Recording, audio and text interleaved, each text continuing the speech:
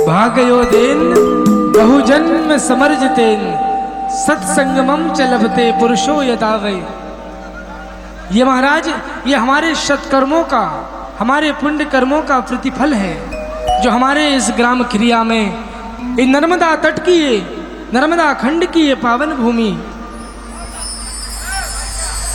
हमारे इस ग्राम खिरिया में जो यहाँ ज्ञान गंगा प्रवाहित हो रही है, ये नर्मदा के जितने, देखिए मैं माँ गंगा के, माँ यमुना हो और देश की अनेक पवित्र नदियों में एक प्रत्येक स्थान पर उन्हें तीर्थ का दर्जा प्राप्त है, लेकिन बंधुओं माँ नर्मदा का एक एक घाट, हर एक ग्राम में से जहाँ जहाँ नर्मदा जी हैं वही एक तीर्थ है, वही तीर्थ है। यूँ तो सभी तीर्थों का महत्व वर्णन अनेक पुराणों में मिलता है, लेकिन माँ नर्मदा की जो असाधारण विशेषताएं हैं, विवेक वैराग्यशील, बहुत ध्यान से सुनना, माँ नर्मदा की ऐसी असाधारण विशेषताएं, ऐसी विवेक वैराग्यशील त्यागी तपस्वियों की जो भूमि रही है वर्षों से, युगों से, एक ऐसी विशेष आनंददायिनी यह दिव्य नदी निरंजनी और सर्व दुख भंजनी माँ रेवा,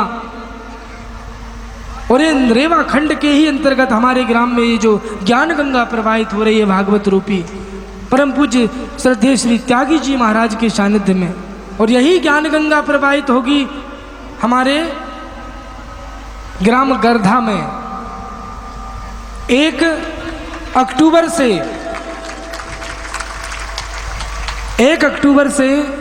ग्राम गर्धा में श्रीमद् भागवत ज्ञान यज्ञ का आयोजन किया जा रहा है। 7 अक्टूबर तक नवरात्र जिस दिन प्रारंभ होगी बैठकी के दिन, और उसके उपरांत 8 अक्टूबर से बैकुंठ धाम धुआंधार नरसिंहपुर श्रीमद् भागवत कथा का आयोजन पूज्य श्री त्यागी जी महाराज के सानिध्य में किया जाएगा। बोले त्यागी जी महाराज की। और एक ऐसी ही प्रकल्प जो कैंसर पीड़ितों के लिए, जन कल्याण के लिए, जो कैंसर चिकित्सालय का जो निर्माण होना है वो भी जल्दी ही शीघ्र उसका भी कार्य आगे क्रियान्वित होगा, क्रियाशील होगा। बस आप सभी लोगों से सहयोग की अपेक्षा सिर्फ भूमि दान हेतु आपको करना है। आजीवन सदस्यता 51,000 रुपये और 5 वर्ष की सदस्यता है 21,000 रुपये। 2 वर्ष की सदस्यता है उसमें 11,000 रुपये और 1 वर्ष के लिए 5100 रुपये। उसमें आपके द्वारा एक भूमि का दान, आपके द्वारा एक कैंसर पीड़ित का इलाज, आपके द्वारा उस जन कल्याण योजना में भागीदार होना है। तो ऐसी नर्मदा खंड में परम पूज्य त्यागी और तपस्वियों की ये भूमि रही है, ऐसी ही नर्मदा खंड में हमारे परम पूज्य त्यागी जी महाराज का विशेष सानिध्य मिला, और ऐसी परम पावन ये अमृतमय भागवत की कथा हमें श्रवण करने मिल रही है। इससे बड़े परम सौभाग्य हमारे ग्राम क्रियावासियों के लिए, और इससे बड़े सौभाग्य हमारे इस क्षेत्रवासियों के लिए और क्या हो सकते हैं। संत मिलन और हरि कथा, तुलसी दुर्लभ दोए, सुत दारा और लक्ष्मी पापिन के भी हुए। संतों का मिलना महाराज और हरि की कथा, ये दोनों बड़ी दुर्लभ है, और जहाँ मिल जाए तो वहाँ समझो कल्याण ही कल्याण है। भगवान आदि गुरु आदि शंकराचार्य ने कहा है कि सर्व तीर्थेषु यत् पुण्यम, सर्व यज्ञेषु यत् फलम, सर्व वेदेषु यत् ज्ञानम, तत्सर्वम नर्मदा तटे। ध्यान से सुनना, बहुत ध्यान से। सभी तीर्थों में, जितने भी तीर्थ हैं उनमें स्नान आदि करने से जो पुण्य प्राप्त होता है, और उसके बाद जितने भी यज्ञ हैं, सर्व यज्ञेषु यत् फलम, सभी यज्ञों को करने से जो फल की प्राप्ति होती है, और सर्व वेदेषु यत् ज्ञानम, सभी वेदों के अध्ययन करने से जो वेद अध्ययन करने पर जो ज्ञान मिलता है, वह सब चीज़ें कहाँ मिल जाती हैं? तत्सर्वम नर्मदा तटे, वह सभी माँ नर्मदा जी के तट पर विद्यमान रहती हैं, और वहाँ पर माँ रेवा के तट पर साधना करने से, तपस्या करने से, उनकी उपासना, माँ रेवा के तट पर जो भजन करने से भोग एवं मोक्ष दोनों सुलभ हो जाते हैं। बोलिए नर्मदा मैया की। और महाराज एक नर्मदा जी की विशेषता बताएं हम आप लोगों को। ये पुराण में वर्णित है, स्कंद पुराण के रेवा खंड में त्रिभिः सारस्वतम पुण्यम सप्ताहेन तु यामनम सग्गह पुनाति गांगेयम और दर्शनादेव नर्मदा। ध्यान देना, सरस्वती नदी में आप जाओगे, सरस्वती नदी में 3 दिन स्नान करोगे तो जो फल मिलेगा, और गंगा जी में, यमुना जी में आप 1 सप्ताह तक स्नान करोगे उससे जो फल की प्राप्ति होगी, और गंगा जी में आप स्नान करने 1 बार जाओगे और 1 बार स्नान करने से जो फल मिलेगा वो फल केवल मात्र दर्शनादेव नर्मदा, मात्र नर्मदा जी के दर्शन मात्र कर लेने से मिल जाता है। ऐसी कलकल निनादनी पतित पावनी मारेवा, जहाँ अनेकों ऋषि मुनि अमलात्मा विमलात्मा युगों युगों से तपस्या करते आए हैं, युगों युगों से वैराग्य की भूमि रही है। अनेक ऋषियों को इस भूमि में तप जिन्होंने किया है, अनेक महापुरुष इस तट पर विद्यमान रहे हैं। बहुत करीब 100-150 वर्ष पुरानी बात है, बहुत ध्यान से सुनना, मैं बता रहा हूं। 100-150 साल पुरानी बात है। नर्मदा खंड में एक महापुरुष थे, स्वामी श्री गौरी शंकर महाराज। वैसे उनका सन्यास नाम था स्वामी श्री गौरी शंकर गिरी जी महाराज। तो उस समय अफगान क्षेत्र का उनका जन्म था। तो उस समय तो 150 वर्ष पहले अफगानिस्तान तक पूरा भारतवर्ष ही फैला था। अफगानिस्तान भी भारत में ही आता था। तो अफगान क्षेत्र का उनका जन्म था, ब्राह्मण कुल में पैदा हुए थे। अच्छा, विद्वान भी थे शास्त्रों के स्वामी जी, और युवावस्था में ही महाराज जी सब कुछ त्याग करके और फिर भगवान शिव का साक्षात दर्शन प्राप्त करने के उद्देश्य से वो कहाँ गए? सब कुछ त्याग करके उज्जैन आए, और उज्जैन में उन्होंने संन्यास दीक्षा ली। और संन्यास दीक्षा के उपरांत उनके मन में आया कि मैं भगवान शिव के साक्षात दर्शन करूंगा, और इसी कामना को लेकर उन्होंने नर्मदा जी की परिक्रमा की। अब बहुत ध्यान से सुनना, नर्मदा जी की परिक्रमा स्वामी जी ने परिक्रमा वाले विधान से की। कैसे विधान से? परिक्रमा जैसे विधान से की जाती है। विधान क्या है? एक परिक्रमा में 3 वर्ष 3 महीने 13 दिन इतना समय लगता है। 3 वर्ष 3 महीने 13 दिन। अब इसमें 3 चातुर्मास भी पड़ेंगे भाई, साल में 1 चातुर्मास। अब चातुर्मास में वर्षा काल में यात्रा तो नहीं होती, तो 3 चातुर्मास भी पड़ेंगे। तो ऐसे स्वामी जी ने, गौरी शंकर गिरी महाराज ने ऐसी परिक्रमा वाले विधान से 12 बार नर्मदा जी की परिक्रमा की। कितनी बार? 12 बार। अब आप लोग जरा गणित लगा के बताओ, जोर से बताना कि कितने वर्ष लगे होंगे महाराज जी को। एक परिक्रमा में 3 साल 3 महीना 13 दिन लगता है, तो 12 परिक्रमा में कितना लगा? हाँ, कितना लगा?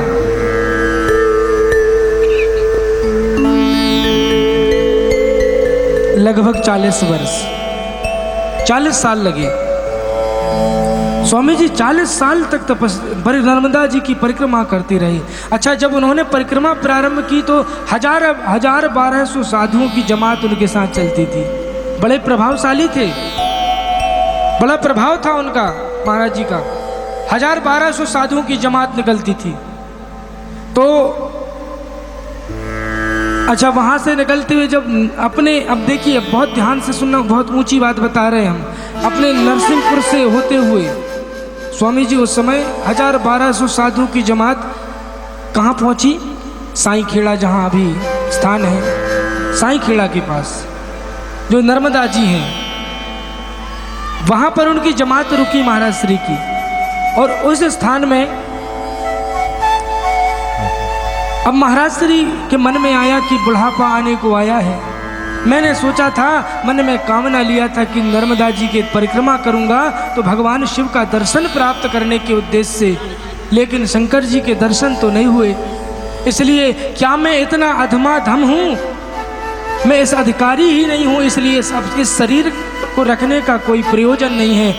तो महाराज श्री रात में 3 बजे उठे और 3 बजे ही रात में नर्मदा जी को जाने लगे जीवित जल समाधि लेने के लिए कि अब इस शरीर को ही नहीं रखूंगा मैं। और जीवित जल समाधि लेने के लिए जब महाराज श्री नर्मदा जी में अंदर घुटनों के ऊपर तक गए हैं, अच्छा वहाँ पर थोड़ा नर्मदा जी का बहुत गंभीर जल है उस स्थान में, उस समय था, भले ही थोड़ा कम हो गया हो, 150 वर्ष पुरानी बात हम बता रहे हैं, तो बहुत गंभीर जल था।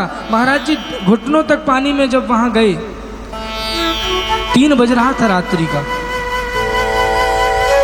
बहुत ध्यान से सुनना माताओं आप सभी। पीछे से एक कन्या ने एक बच्ची ने आकर स्वामी जी का हाथ पकड़ लिया, कहा स्वामी जी अरे अंदर क्यों मरने के लिए जा रहे हो? स्वामी जी ने पलट के देखा कि बच्ची कहाँ, एक तो इतनी बजे रात में ये बच्ची कहाँ से आई और इसे कैसे पता कि मैं जल समाधि या मरने जा रहा हूँ? कहा तुम्हें कैसे पता कि मैं मरने जा रहा हूँ?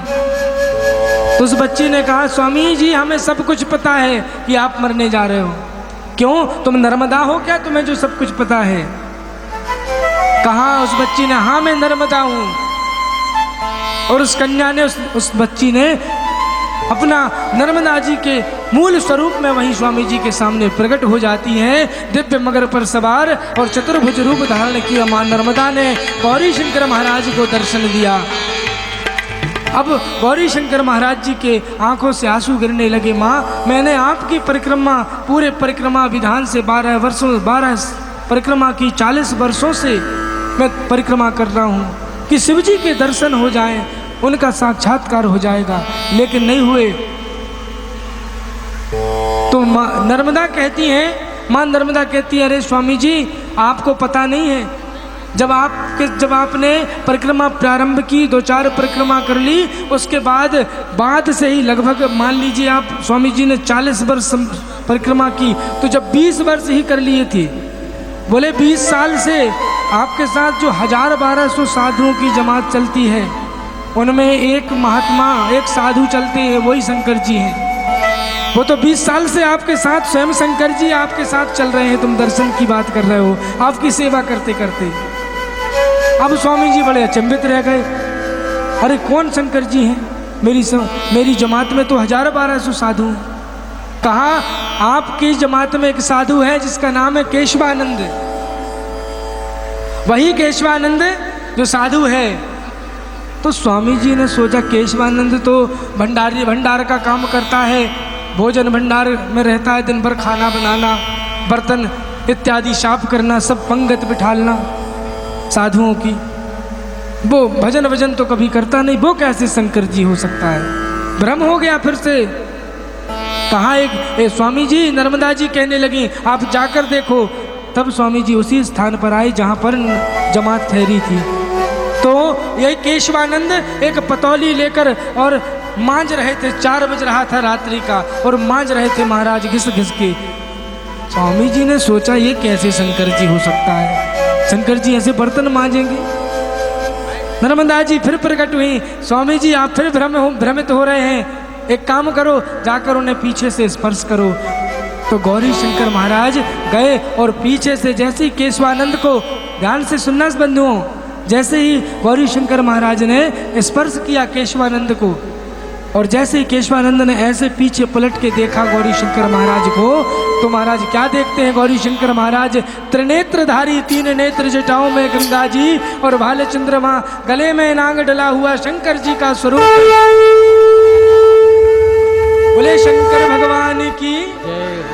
अब बहुत ध्यान से सुनना, शंकर जी ने कहा कि महाराज जी अब आपने हमें पहचान लिया, हमने आपको पहचान लिया, बस हो गई बात। अब क्या था? तो यही महाराज, यही केशवानंद जी महाराज जो थे, जो शंकर जी के रूप में गौरी शंकर गिरी महाराज के साथ चल रहे थे, यही केशवानंद महाराज, ध्यान देना कौन थे? आगे चलकर यही धूनी वाले दादा के नाम से प्रसिद्ध हुए। और यही धूने वाले दादा गौरी केशवानंद जी महाराज, इनके छोटे दादा श्री हरिहर महाराज जी हुए। जो छोटे दादा कहलाए। बोलिए धूनी वाले दादा की जय हो। आइए उनके 2 मिनट हम धूनी वाले दादा का नाम जप करते हैं। बिगड़े हुए के भाग को तूने बना दिया, भटके हुए को रास्ता तूने दिखा दिया। बिगड़े हुए को भाग को तूने बना दिया, बिगड़े हुए के भाग को तूने बना दिया, भटके हुए को रास्ता तूने दिखा दिया, भटके हुए को रास्ता तूने दिखा दिया। नजर मेरे दादा की दादा धूनी वाली की, नजर मेरे दादा की दादा धूनी वाली की, मेरे दादा की दादा धूनी वाली की, नजर मेरे दादा की दादा धूनी वाली की, नजर मेरे दादा धूनी वाली की, नजर मेरे दादा की दादा धूनी वाली की। बिगड़े हुए को भाग को तूने बना दिया, बिगड़े हुए को भाग को तूने बना दिया, भटके हुए को रास्ता तूने दिखा दिया। दादा धूनी वाली की, नजर मेरे दादा की दादा धूनी वाली की। बोलिए धूनी वाले दादा की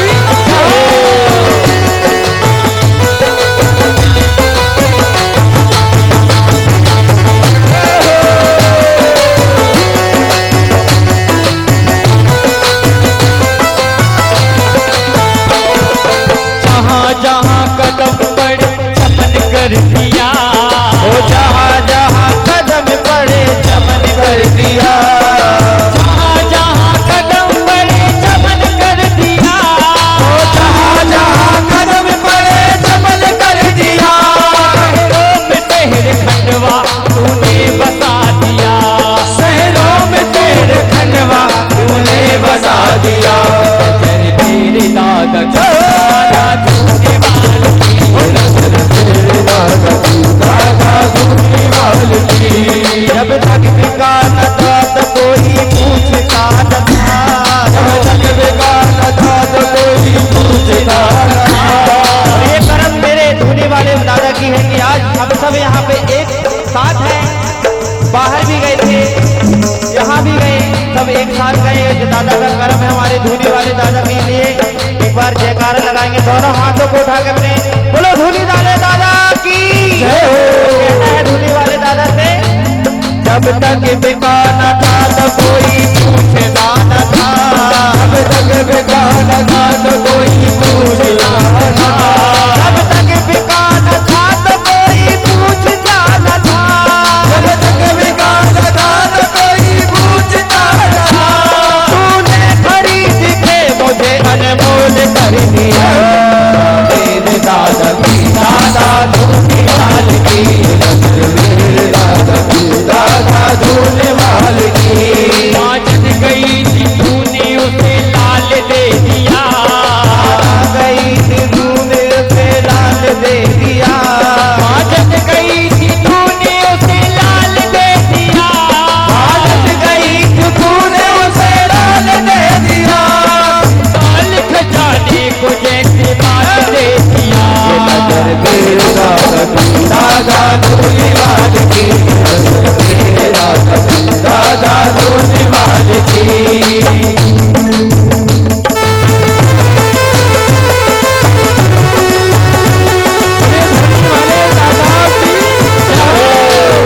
बिहारी लाल की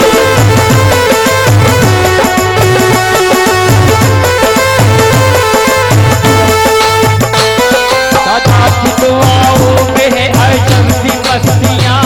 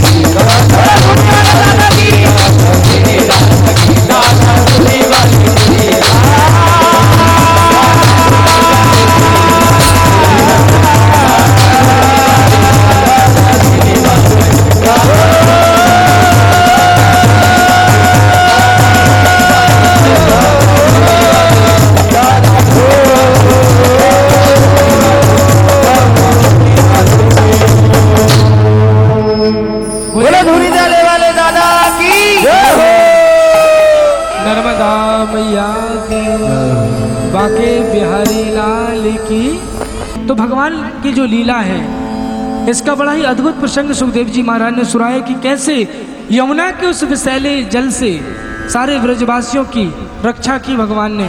कालिया रूपी नाग का मर्दन करके गिरिराज गोवर्धन जी का जो यहाँ से पूजन होगा उसकी परिक्रमा आप जरूर लगाइएगा। मानसिक यात्रा के रूप में आपको वही फल प्राप्त होगा जो गिरिराज गोवर्धन जी का पूजन करने से प्राप्त होता है। तो आइए हम चलते हैं कथा प्रसंगों में कि भगवान गुरुदेव श्री सुखदेव जी महाराज राजा परीक्षित से कहते कि कंस के द्वारा भेजे गए जितने भी दैत्य थे, जितने भी असुर थे, सक्कासुर, अघासुर, दहनुकासुर, सबका प्रभु ने उद्धार किया, कालिया का मर्दन किया। और इसके बाद सीधे आज सारे ब्रजवासी ने 56 प्रकार के व्यंजन बनाए हैं। कहाँ जाने के लिए? गुरुदेव सुखदेव जी महाराज कहते भगवान की लीला देख के ब्रह्मा जी तक आश्चर्यचकित रह गए थे। तो ब्रह्मा जी ने सब ग्वाल बालों और बछड़ों को सब चुरा कर ले गए और योग माया योग निद्रा में सुला दिया। ये लीला 1 वर्ष तक चली। भगवान ने वैसे ही बाल गोपाल, वैसे ही गोप ग्वालों को उन्हीं के अनुरूप आचार विचार स्वभाव के वैसे ही बना दिया। अब ब्रह्मा जी को जब पता चला कि वो तो मेरे पास ब्रह्मलोक में मैंने सुला दिया, यहाँ ये तो वृंदावन में वैसे ही है। कार्तिक महीने की शुक्ल पक्ष की अष्टमी तिथि, जिसे हम क्या कहते हैं, गोपाष्टमी।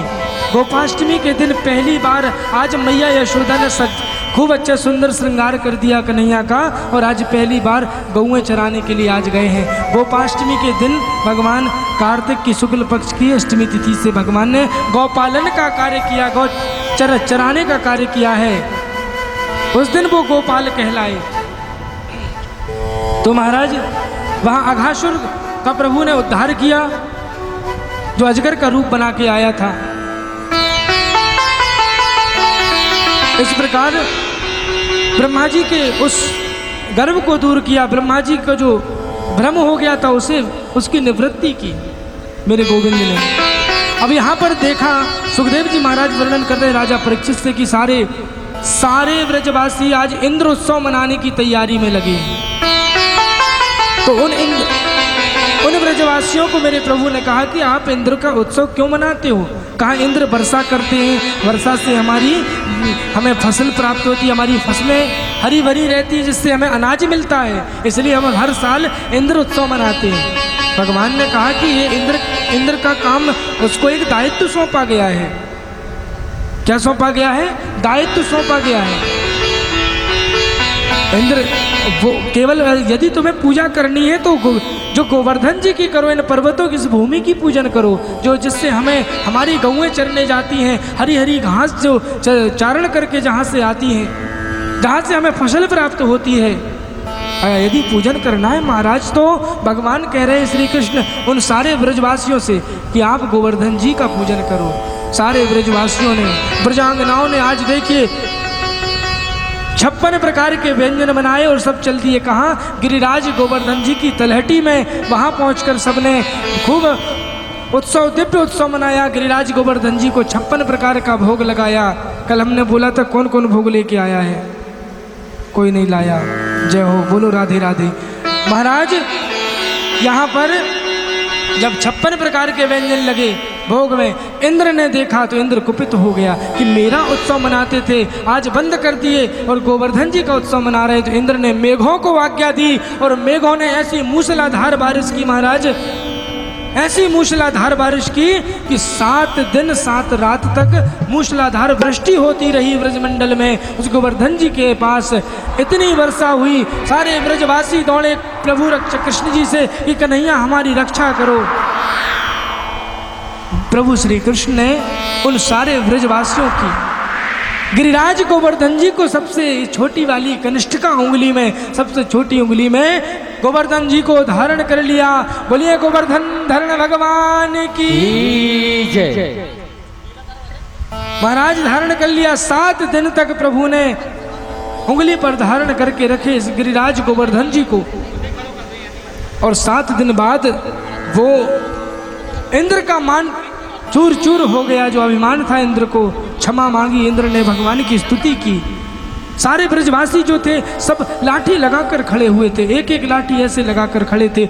उनको ये लग रहा था कि जैसे हम भी उसमें सहयोगी। भगवान ने देखो सबको ये चीज़ दिखलाई है। बहुत ध्यान से सुनना, 2 मिनट और। ऐसे ही पूज्य महाराज श्री का जो प्रकल्प है जो कैंसर चिकित्सालय बनवाने का, तो महाराज श्री उसमें अग्रणी है। आगे बढ़कर अगर जन कल्याण के लिए, असहाय पीड़ित मानवता की सेवा के लिए आगे बढ़ रहे हैं, तो हमारा क्या कर्तव्य है? हमें भी ऐसे ही उनके पीछे, जब भगवान कृष्ण के जो लाठी लगाकर खड़े, तो हमें भी ऐसी थोड़ी थोड़ी लाठी लगानी है। हालांकि हमारे अकेले सहयोग से ये मत सोचे कि हॉस्पिटल बन जाएगा, लेकिन लाठी लगानी है। और जब सब लाठी लगा लेंगे तो वो हॉस्पिटल का, वो महाराज श्री का प्रकल्प जरूर पूरा हो जाएगा।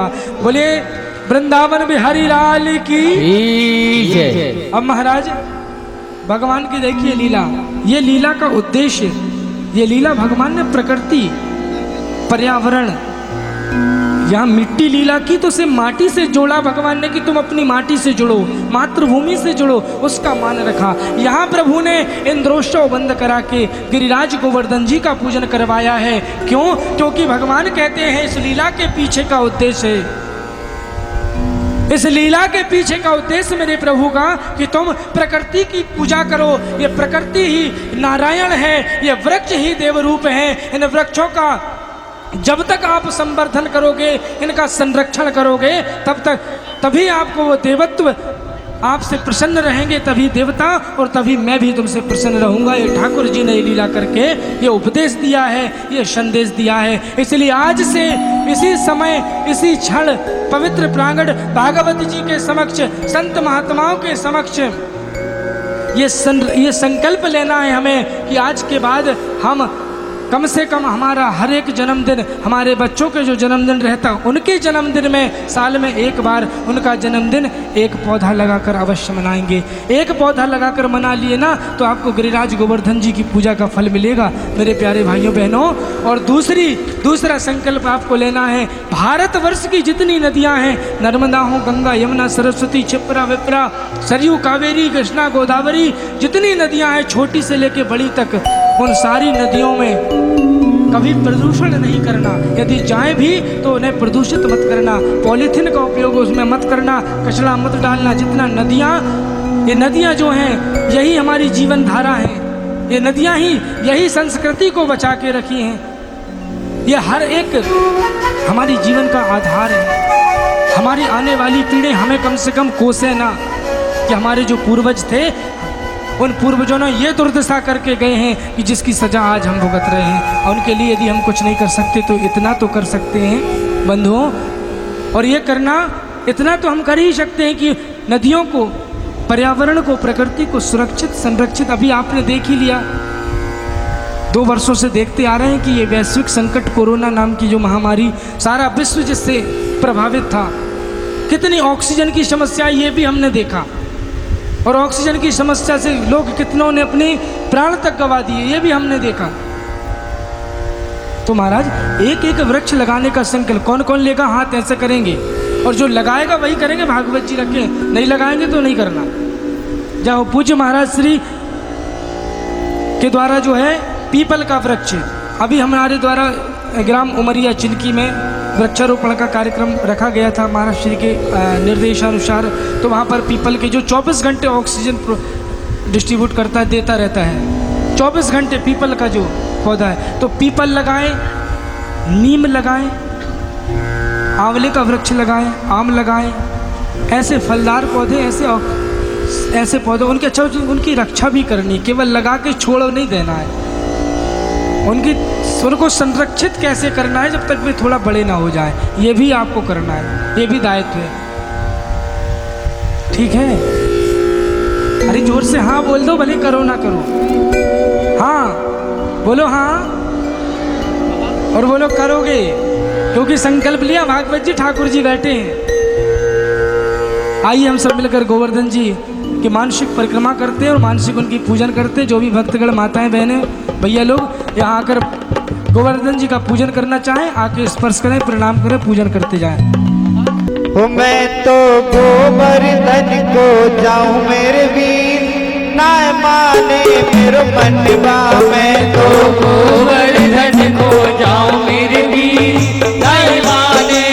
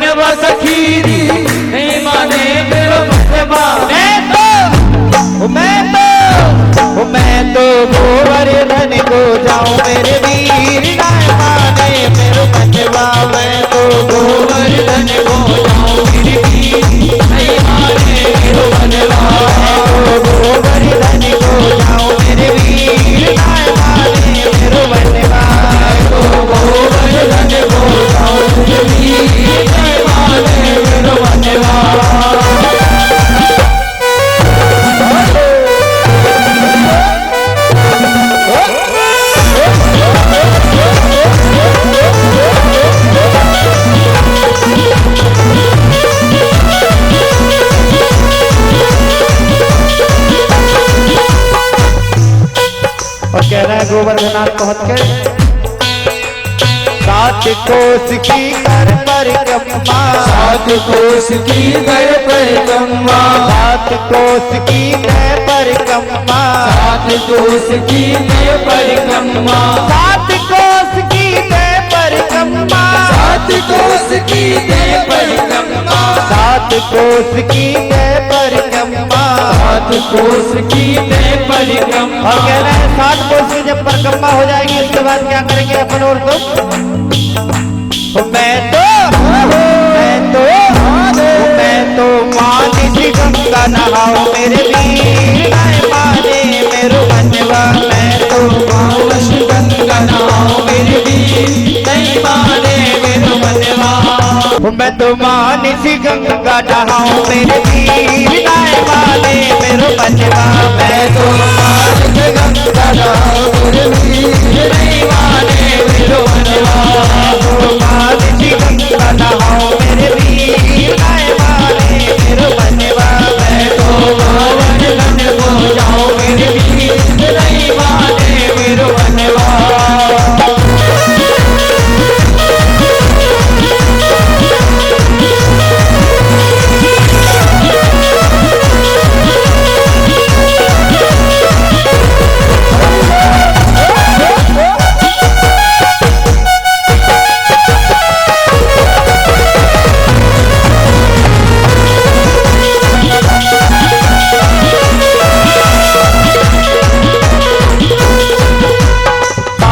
शेर की कढ़ी कढ़ैया, सात शेर की करुण कढ़ैया, सात शेर की करुण कढ़ैया, सात शेर की करुण कढ़ैया, सात शेर की करुण कढ़ैया, सात शेर की करुण कढ़ैया, सात शेर की करुण कढ़ैया, सात शेर की करुण कढ़ैया। ओ मैं तो गोवर्धन को जाऊं मेरे वीर माने मेरो बनवा। मैं तो गोवर्धन हो जाओ मेरे वीर नहीं माने मेरो बनवा।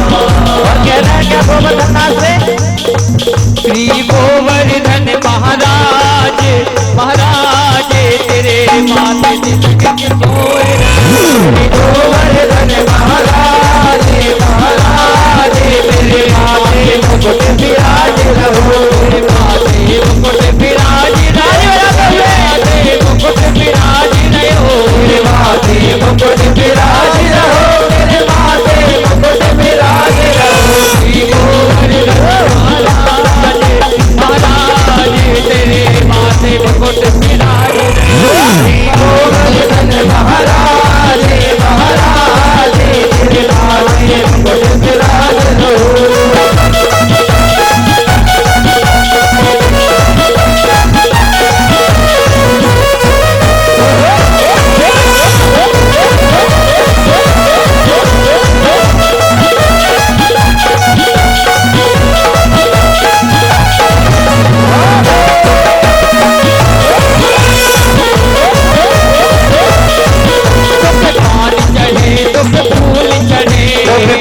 चढ़े दुख फूल चढ़े, पान चढ़े दुख फूल चढ़े, पान चढ़े दुख फूल चढ़े,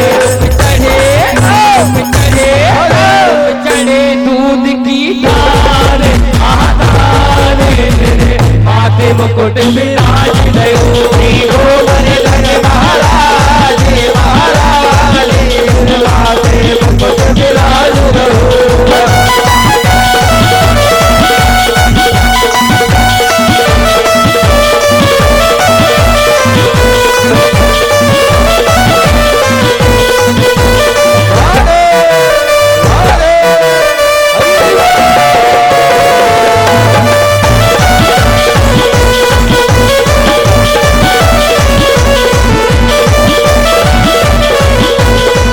तेरे कानन कुट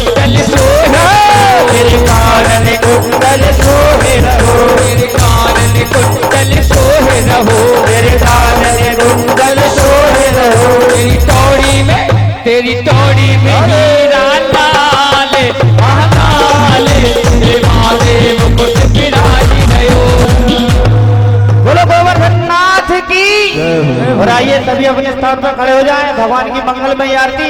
मन में बसा के तेरी मूर्ति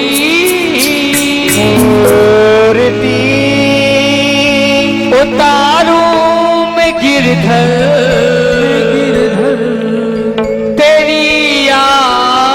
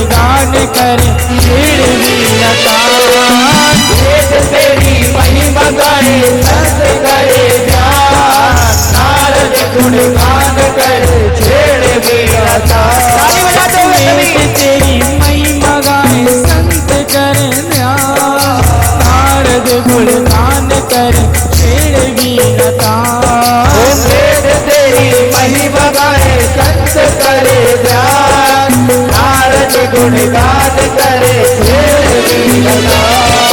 भक्त तेरे द्वार करते हैं पुकार, भक्त तेरे द्वार करते हैं पुकार, भक्त तेरे द्वार करते हैं पुकार, भक्त तेरे द्वार करते हैं पुकार। और दास अवधेश तेरी गाए आरती, में बसा के तेरी मूर्ति, मन में बसा के तेरी मूर्ति, उतारू मैं गिरधर तेरी आरती, उतारू मैं गिरधर तेरी आरती, उतारू कन्हैया तेरी आरती, हाँ तेरी आरती। खाली दोनों हाथ कभी और ऊपर पूरे पूरे और मिला लीजिए और ताली बजाते हुए।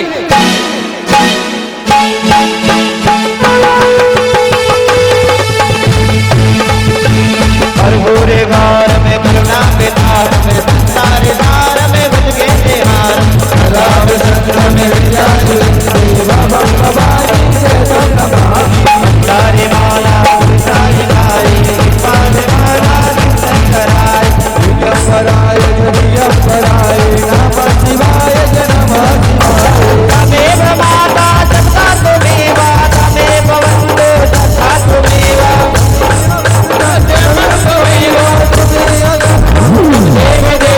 गुरुर्ब्रह्मा गुरुर्विष्णु गुरुर्देवो महेश्वर। ताली बजा दो ब्रह्मा तस्मै श्री गुरुवे नमः।